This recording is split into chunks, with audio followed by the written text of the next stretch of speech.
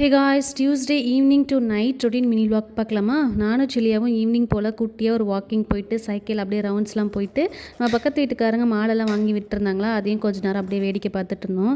ஏதோ தைரியசாலி மாதிரி மாடு கிட்ட போனால் அது அம்மானு கத்தணும் தெரிச்சு ஓடி வந்துட்டான். என் வீட்டில் 2 பைனாப்பிள் வேறு நல்லா பழுத்து வீடு ஃபுல்லாக பைனாப்பிள் ஸ்மெல்லாகவே வந்துருந்துச்சு. ஜெகதீஷ் அதை பார்த்துட்டு ஏதாச்சும் இதில் இதை பண்ணி கொடு அப்படின்னு சொல்லி கேட்டிருந்தாங்க. எனக்கு பைனாப்பிள் கட் பண்ணுறதே சுத்தமாக பிடிக்காது. அதில் பாதி எல்லாம் வேஸ்ட்டான மாதிரி தான் இருந்துச்சு எனக்கு.